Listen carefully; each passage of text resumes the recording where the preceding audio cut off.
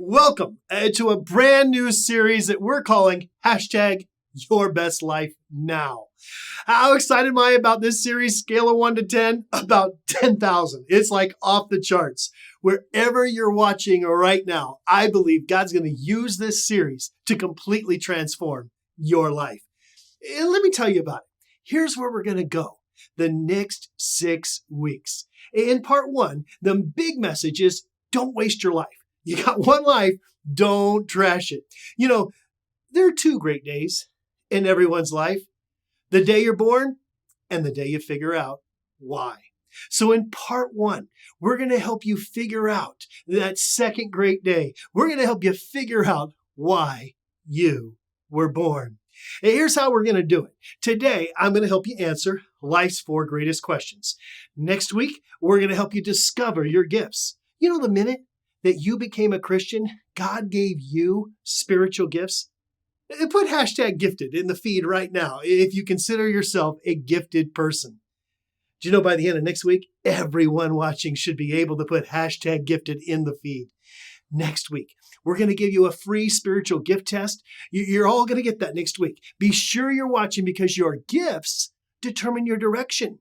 You see, decisions determine direction, and direction determines destiny. And it's destiny that we're going to visit in the 3rd week.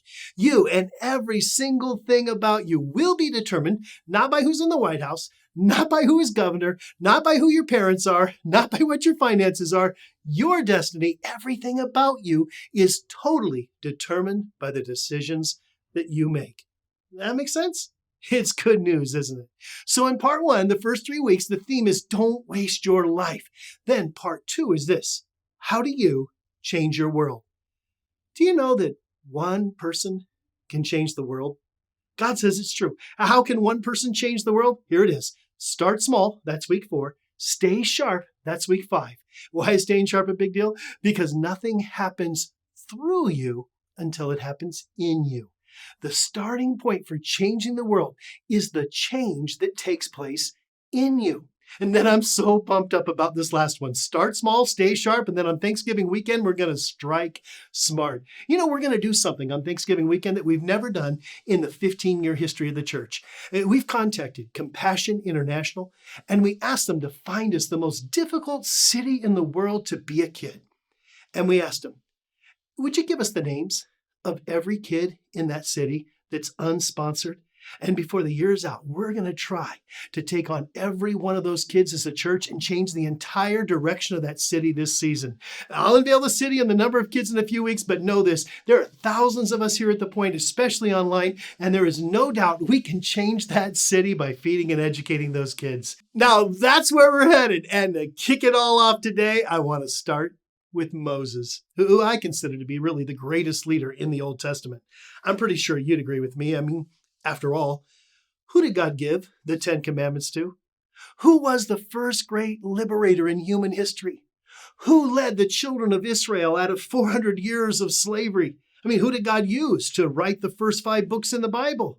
Who did God use for extraordinary miracles? The parting of the Red Sea, the plagues of Egypt, manna from heaven. It's Moses, Moses, Moses, Moses, Moses. Man, Jesus actually called Moses the greatest guy that ever lived. And don't get intimidated by Moses. God did all of that stuff through an insecure, fear-filled, stuttering guy with a resume of failures who really didn't do anything spiritually significant for God until he was like 80 years old. Let me read you a snippet from Moses' story, and then we're just going to dive right in. This is Hebrews 11:23. It says, by faith, Moses' parents hid him for 3 months after he was born. And look at verse 24. By faith, Moses, when he had what? When he had grown up. If you're taking notes, underline grown up. What's the mark of a grown up? It ain't age. I know some 17-year-olds who are more grown up than their parents. You do too, right? Some 20-year-olds who are more grown up than 50-year-olds. Here's the mark of a grown-up. When he grew up, he refused. Circle the word refused. He refused to be known as the son of Pharaoh's daughter. He chose, circle the word chose, to be mistreated along with the people of God rather than enjoy the fleeting pleasures of sin. Why? Because he regarded disgrace for the sake of Christ as greater than what? Value. Like circle the word value. Greater value than the treasures of Egypt. Let me just take a pit stop here. If you want your best life now, if you want something great to happen in your life, to hear the call of God in your life, how does that happen? Well, why did it happen for Moses? Well, God chose Moses because Moses chose God. Why did God choose Moses? Because Moses settled the 4 great questions of life. What are those questions? Glad you asked. The 4 great questions of life are this. Here's where we're going. Who am I? What am I living for? Does my life matter? And will I play it safe? In other words, when I realize that God has given me one life and that He begins to reveal my first step towards my purpose, will I actually have the guts to take that step? Oh, I pray you do. I want your life to matter, to count. By the way, we're going to give everyone today watching a wristband that says your best life now. And we're going to ask you to wear it throughout this series. It says hashtag your best life now. And here's my question. How do you become a person that really hears the call of God and lives his best life, her best life? You want one of these wristbands? Put hashtag wristband in the feed right now, and we'll get your shipping details so we can send it out to you today. See, every time you see your wristband, and by the way, they're waterproof. You can wear them in the shower, so you never have to take them off for like 40 days. And every time you look at that wristband, you just pray, God, I want to be used by you. I want my best life now. I want something to happen in my life. Use my life to make miraculous things occur. And if you're picky, and you wonder if the wristband will go with like your fashion style, you can pick your color. We got red with white letters, or red with white letters, or we've got red with white letters. Or I think you can also get it in red with white letters. All right. It may not match everything you got going on for the next 40 days, but hey, living your best life might actually be more important than your Instagram style. Okay, now, what are the answers to life's most important questions? Well, Moses answered those 4 questions, and we're going to lean over his shoulder and see what he put down on the Scantron. The first question is the question of identity. Who am I? Listen, you're going to waste your life if you can't get this one right. You must discover who God made you to be. Look at verse 24. By faith, Moses, when he had grown up, refused to be known as the son of Pharaoh's daughter. He's the adopted prince of Egypt, but Moses had to make a decision. And the first one is so key. If you're a teenager or you're a young adult, you've got to wrestle with the question, who am I going to be? That's a massive question to answer. And what Moses does is he insists on being who God made him to be. He decides no matter what kind of peer pressure, no matter what kind of parent pressure or teacher pressure or coach pressure comes his way, that pressure is not going to derail him from being the person God called him to be. He wanted to live, to make something happen for God, and nothing was going to derail that. One teenager came to see me. He was 17. His parents kind of made him see me. He's all decked out in very cool clothes, and he's got this very cool hair and an attitude to match. You ever meet a teenager like that? And he just swayed into my office, and he sat into one of my conference chairs like it was a beanbag, rear end just kind of barely hanging on. His arm just swept around the arm of the chair.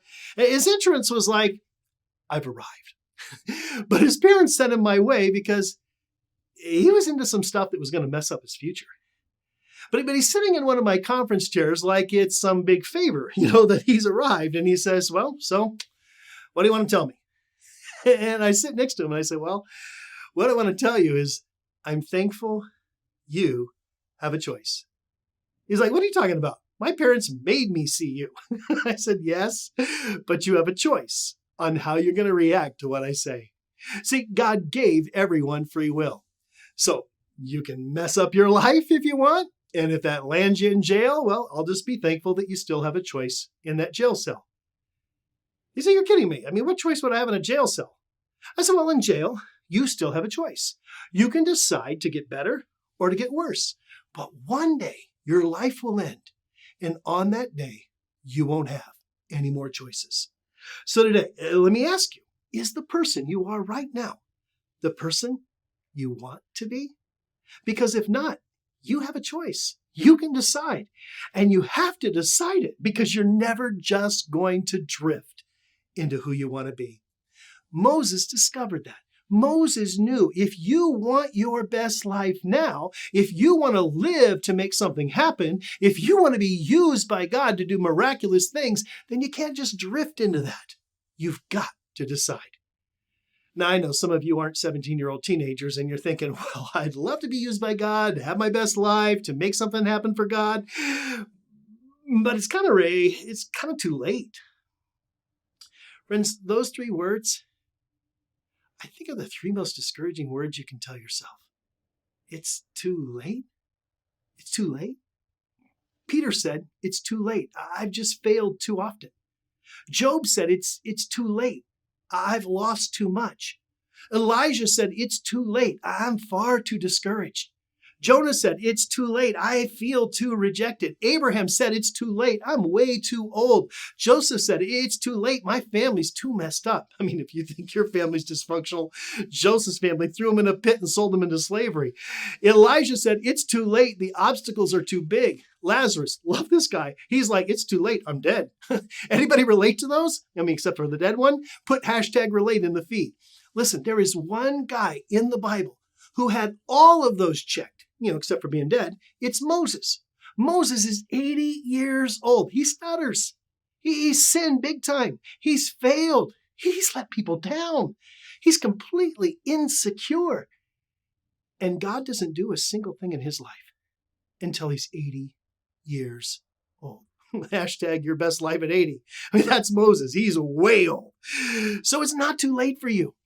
Decide to be used by God. Next, Moses makes a second decision.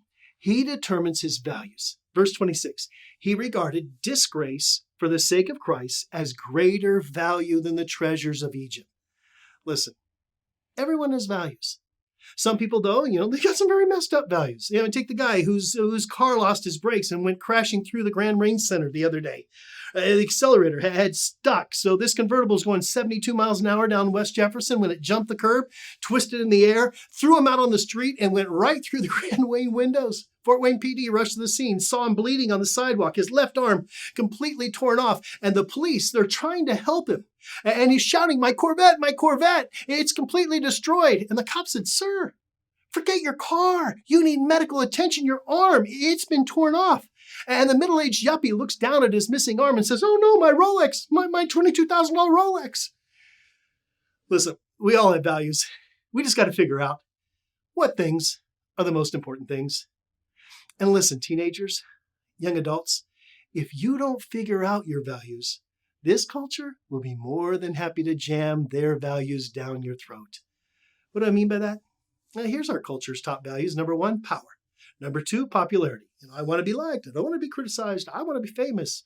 And number 3, pleasure. I want to feel good, feel happy. I want to jump from relationship to relationship, from bottle to bottle, from pill to pill. And number 4, possessions. I want to make a fortune. I want to buy it all.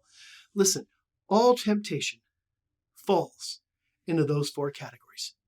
Every commercial in our culture is trying to manipulate you into one of those 4 traps. And Moses, he had all 4 of them. He had power. He's the Prince Charming of Egypt. He's in the palace, living large. He had every pleasure of life at his fingertips. He had all the possessions a person could ever want. He had it all, and he walked away from it to make a difference with his life. It's Hebrews 11:25. He chose to be mistreated along with the people of God rather than to enjoy the fleeting pleasures of sin. He regarded disgrace for the sake of Christ as greater value than the treasures of Egypt because he was looking ahead to his reward. And don't think for a second they didn't have much money back then. Ever heard of King Tut? In Egypt's Valley of the Kings, there's 62 tombs, and 61 of them had been raided. In 1922, archaeologists discovered a 62nd tomb. Nobody knew it was there. It was King Tut's tomb. Now, the reason that nobody found it was because King Tut was kind of a minor league king. His tomb was tiny compared to the other 61. But when they uncovered Tut's tomb, they found a coffin worth over $1 million sitting in treasure worth over $500 million. I know that's not Jeff Bezos money or Bill Gates money, but $500 million is more than most of us are sitting on right now. Inspired Steve Martin to write the King Tut song, right? Listen, Moses walked away from a fortune much bigger than King Tut's. Historians estimate that Moses left a fortune worth twice that of Tut's. Yeah, Moses walked away from $1 billion. That'd be like winning the Powerball lottery and deciding, I'm not going to cash in the ticket. I don't need an extra billion. Just toss the ticket in the shredder. Why did Moses walk away from $1 billion? Moses walked away from $1 billion fortune to be used by God, to have his best life now. You see, $1 billion didn't matter to Moses because God had a hold of Moses's value system. See, most Christians, really the vast majority of Christians, they're never going to end up making a difference with their lives because they're not willing to walk away from our culture's values. But Moses, he walked. Here's what happened to Moses. Moses realized God's purposes have more value than power. Moses realized God's purposes have more value than popularity. Moses realized God's purposes have more value than pleasure. And Moses realized God's purposes have more value than possessions. And every now and then, hopefully as you glance at that wristband we're going to give you, you'll stop and ask yourself that question. What are my values? What matters? What doesn't? Listen, if you want your best life now, you've got to let God get a hold of your value system. Does that make sense? I mean, it's huge. And let me explain what I mean by values. One of the values of our church comes right from the pages of Mark chapter 2, where that paralyzed man is lowered through the roof. It's the value of risk-taking. That means we're going to dig holes in roofs to get people to Jesus around here. Like the friends of Jesus dug a hole in that roof to get their buddy to Jesus, they did whatever it took. And friends, this church will do whatever it takes to get people in front of Jesus. Why? Because Jesus says people matter, that they're worth the work, that they're worth the cost, that they're worth the chaos, they're worth the risk, they're worth laying your life down for. Why will we have a ton of Christmas Eve services this year? Because we're digging a hole in the roof. Why will we provide childcare every weekday of the year? Because we're digging a hole in the roof. Why do we collect school supplies, give blood, give kids coats, go on mission trips? Why do we do all of that? Well, we do it because we're digging holes in the roof. Why do we have the stage, the lights, the music, the culture we have? Here's why. We're digging a hole in the roof. We're helping people see Jesus, who may not see him any other way. The truth is, lack of creativity is really just a lack of effort. One of our values is to take risks so that we can reach people far from God. At some point, if you want to be used by God, you've got to know God's values. Now the last two answers to Moses' big four questions, they go together. The question of significance, does my life matter? And the question of commitment, will I play it safe? And the answers are simple. Does your life matter? Yes, it does. Will you play it safe? No, you won't. See, if you're going to step into something great, you must stop living in fear and start saying yes. Hebrews 11:27. By faith, Moses left Egypt, not fearing the king's anger. He left Egypt, not in fear, but in faith. And the minute Moses starts saying yes to God, think of what happens. He has the commanding presence before Pharaoh. He frees 2 million people from slavery. God uses him to part the Red Sea. God gives him the 10 Commandments. He writes the first 5 books of the Bible. He's used by God to provide manna from heaven for the Israelite nation. And none of it would have happened if Moses continued to say no to God. Let me sum this up for you. One of two things is going to occur based on your reaction to the message today. One, if you say yes to God, incredible things will happen in your life. I could take the rest of this week telling you all the incredible things God is doing through the lives in this church. And number two, if you say no to God, well, you've got a life of really nothing much waiting for you. Let's pray together. God, we thank you that even when we do say no to you, you keep pursuing us. You keep calling us. You keep knocking on the doors of our lives. Thank you, God, for not quitting on us, for your patience, for your grace. And God, for every person who's currently here saying no to you, I just want to ask you, would you remove the obstacles that are blocking their faith and take them on an adventure that would lead to yes? And God, for those that are so happy today to say yes to you, show them that in this season that your word is true, that you can and you will give them their best life now, and that you have great plans for them. Show them, God, your next step and help them to keep saying yes. And God, for those who need to say yes to you for the very first time, for those who need to say yes to salvation, yes to Jesus Christ, would you help them to have a conversation with you right now? And friend, if that's you, just talk to God. Say, God, today I'm saying yes to you. Forgive me for living a life of no towards you, and help me, God, to follow you in a sea of yeses. Would you pray that? Just say, yes, God, save me. Yes, God, forgive me. Yes, God, I want to follow you. Amen. Hey, listen, if you prayed that prayer for the very first time, would you do me a favor? I want to start praying for you. I want to start helping you. Would you just put hashtag Jesus in the feed right now? We want to help you take your next step, but we can't unless you let us know you said yes to Jesus. So put hashtag Jesus in the feed right now. And remember, we'd love to send you a wristband. So if you want one, put hashtag wristband in the feed right now, and we're going to get your shipping details so we can send it out to you today. Here's Deanna with the details. Hey there! Thank you so much for watching and checking us out. Hey, I want you to know we go live every Sunday, 9, 10:15, and 11:30. So I would love for you to like and subscribe to make sure that we can stay connected together all the time.